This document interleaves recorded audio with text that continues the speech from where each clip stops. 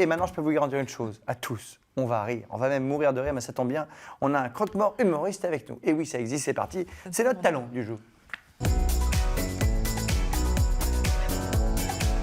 Salut Harold, Harold Barbé, le bien nommé. Hein. Exact. Dis donc, c'est magnifique. Ah oui, On elle passe beaucoup s'entretient. de temps à tailler ça.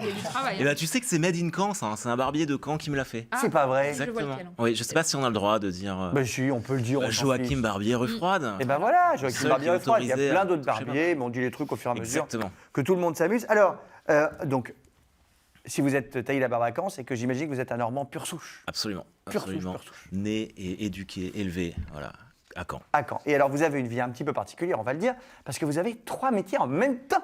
C'est ça. Mais c'est quoi les 3 métiers? Humoriste, croque-mort, commentateur sportif. Voilà. Alors, évidemment, dit comme ça. Dans cet ordre-là. Ça Dit dépend comme des ça, gens. c'est un peu étrange, on va pas se cacher. Mais pour mieux comprendre, je vous propose de regarder un extrait du spectacle d'Harold, qui est donc un humoriste fou. Vous allez voir. Bonsoir à toutes et à tous et bienvenue dans cette magnifique enceinte de l'église Sainte-Victoire de Trouville-sur-Mer. Et des trous, il faudra en remplir au moins un aujourd'hui à l'occasion de la cérémonie d'adieu de l'enfant numéro 2 de la famille, Mireille Desclos. Alors qu'on affichera complet pour cette rencontre entre Dieu et Mireille, puisque c'est bien simple, il n'y a plus un seul siège de libre dans l'église. Oh, alors que ça y est, Mireille va faire sa dernière apparition sur la magnifique pelouse du cimetière paysager porté par un convoi funéraire. Dans une formation classique, 1, 2, 2, 1, un veuve, 4 porteurs, un maître de cérémonie. Et c'est en toute subtilité que les 4 porteurs se saisissent de sangle noire pour descendre Mireille au fond du caveau. Il la descend tranquillement, il la glisse en profondeur, et c'est au fond, elle est là, les larmes sur les joues des membres de la famille de Mireille. Ah, c'est beau, c'est magnifique, magnifique, ici Trouville, à Oublane. Alors évidemment, là, on peut dire que vous avez complètement pété un câble, vous avez mélangé vos métiers en fait. Et c'est ça. Vous êtes commentateur sportif à commenter une mise en bière, on appelle ça. C'est ça, sur un ton humoristique. Le truc, c'était de dire que chaque activité avait un ton bien dédié et que s'il y en a un qui se décale sur une autre activité, c'est juste une catastrophe. C'est fichu. Voilà, donc il faut rester concentré tout le Mais temps. alors comment est-ce qu'on passe de croque-mort à humoriste et puis à commentateur du Stade Malherbe de Caen, alors ce qui peut déjà en soi correspondre à un boulot d'humoriste en ce moment vu les Ce qui est de résultats. loin- mais Ce on qui est le de sait. loin l'activité la plus déprimante Voilà. en ce moment, je ne vous le cache pas. Mais Non mais ça va changer. Faut juste pas qu'ils descendent là, on est quand même limite. Hein. On va le Stade descendre. Malherbe, ça va pas bien là. Ah ouais. Qu'est-ce qu'ils vont descendre ou pas, Harold? non, alors là, attention, parce que c'est un sujet extrêmement sensible pour Épineux. moi. J'espère pas, mais C'est pas terrible quand même. là, ça sent pas bon. Ça sent pas très quand bon. même pas Très bon. très bon. Alors, comment est-ce qu'on. Je reviens à ma question après que vous ayez fait une légère digression malheureuse hein, sur le club qui va pas bien en ce moment.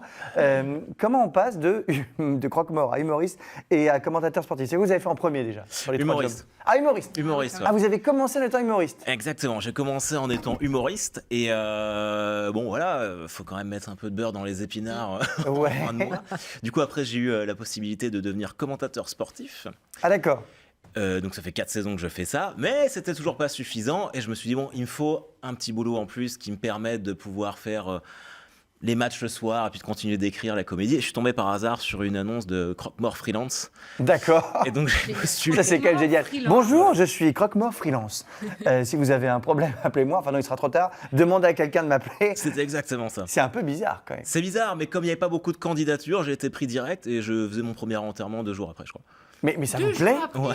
Oh, Mais ça vous plaît?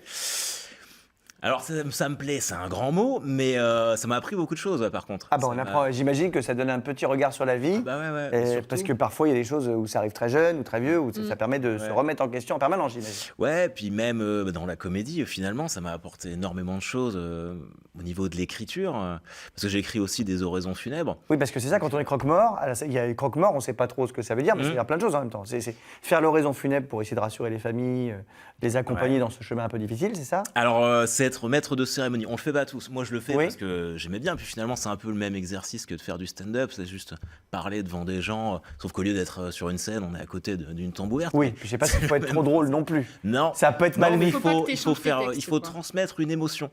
Donc ça se rapproche quand même. Puis moi, j'aimais bien ça. Donc ça, je trouve que c'est vraiment le travail.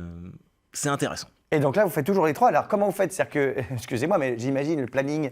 Oui, alors tu as un match le jeudi, tu as 2 enterrements le vendredi, tu as une scène le samedi. Non, mais comment on fait? Eh bah, on s'organise. Alors, après, c'est vrai que là, c'est quand même de moins en moins, parce que je suis quand même énormément sur la route en ce moment, mais il y a même des jours où je faisais un enterrement le matin, je commentais Malherbe à 15h, et le soir, j'étais sur scène pour raconter des blagues. C'est pour ça que parfois, à l'arrivée, vous vous mélangez complètement. pète les plombs. À la fin, on pète les plombs. Donc, Alors, vous avez dit que vous êtes beaucoup sur la route en ce moment parce que vous avez une chance, on va le dire, assez incroyable, mais méritée. Vous êtes la première partie de Blanche Gardin, qui est une humoriste qui cartonne en ce moment. Ouais. Je crois que, Jeanne, tu adores Blanche. J'adore Blanche, effectivement, c'est une humoriste, comédienne et scénariste, et elle s'est fait connaître du grand public par sa participation au Jamel Comedy Club aussi. Et oui, il y a longtemps maintenant, il y a un petit peu de temps. Mais Oui, il oui. y a un petit peu de temps, mais c'est les débuts. Elle a fait plein de choses, elle a joué dans plusieurs séries, dans Working Girls, elle a participé à la création de Parents en mode d'emploi sur France 2. Ouais. Elle a coécrit aux côtés de Fabrice Eboué pour Le Crocodile du Botswana. Et donc, en ce moment, elle est en tournée. Elle est en tournée pour Bonne Nuit Blanche, son nouveau spectacle, absolument. Et elle a aussi reçu le Molière de l'humour, qu'elle s'est remise elle-même, c'était très drôle. Ah oui, c'est pas mal. Oui, parce qu'elle présentait, il y avait Elle l'histoire. présentait, elle Oui. s'est remis elle-même son prix, elle est très drôle comme FIFA, et tu m'as dit qu'elle était gentille, qu'elle était C'est sympa. très drôle. Et alors, Très comment, sympa. comment on se retrouve, première partie de l'humoriste qui cartonne en ce moment, on va le dire. Comment on se retrouve première partie de ça? Elle vous a vu ou vous avez posé votre candidature? Alors, c'est un peu le même cheminement que tout le reste de ma carrière. C'était vraiment le pur hasard. Quoi. Je l'ai rencontré sur un plateau où on jouait en anglais à Paris. D'accord. Allez voir. Puis après, on a sympathisé et a passé au Havre un mois après. Et j'y suis allé au culot en lui demandant si elle avait une première partie pour cette date-là. Elle n'en avait pas. Donc j'y suis allé et puis ça s'est très bien passé. Après, de fil en aiguille, comme ça, elle m'a fait faire des premières parties de temps en temps. Puis après, j'ai rencontré ses producteurs. Ces producteurs m'ont regardé. Puis après, ils ont fini par me produire aussi. Ah, ils vous produisent aussi Ouais, maintenant? ouais, ouais. Ah, donc maintenant, vous êtes hyper zen. Bah oui. Mais- Non, mais ça va beaucoup mieux. Mais c'est tout à fait. Ça va un peu récent, mieux. ouais. Ah oui, mais c'est un métier pas facile. Il Non. faut s'accrocher aux branches Ouais. et tenir le coup. Et bravo, on va regarder, on a l'extrait, on me dit, dans la petite oreillette De que j'ai là, vous Blanche. voyez, les gens me parlent. On dit qu'on a l'extrait de Blanche qui reçoit son Molière, regardez, c'est assez drôle. Enfin, qui s'auto-donne son Molière. Non mais voilà, je le savais, c'était sûr. C'est aussi pour ça que je voulais le remettre, parce que je voulais pas déranger toute une rangée en me retenant de pleurer comme ça. Donc oui, bien sûr, c'était sûr, hein, ça je le savais. Hein, ça c'était. Bon, attendez, je suis la seule femme nommée l'année de l'affaire Weinstein. Mais ça c'est tout moi, ça c'est l'histoire de ma vie. Quoi. Le jour où j'ai un prix, il a aucune valeur. Quoi. C'est vraiment c'est dommage. C'est bien.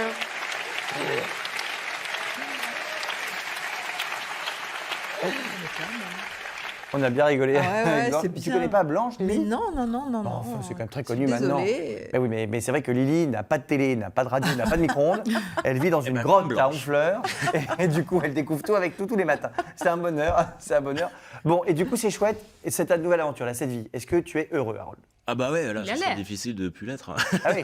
Mais bon, je l'étais avant, mais c'est vrai que là, c'est la concrétisation de 7 ans, à travailler la comédie et l'humour, où il y a eu quand même beaucoup de moments où je me disais, bon, est-ce qu'on arrête, est-ce qu'on continue? Et puis, là, c'est parti depuis septembre, et ça me rend super Donc heureux, là, je suis après les vraiment premières parties, le plan, c'est quoi? Ton propre spectacle, j'imagine? content. Je le joue tous les week-ends à Paris, à la Comédie des Trois Bornes, les samedis et les dimanches. Ah, donc le week-end, t'es à Paris. Ouais.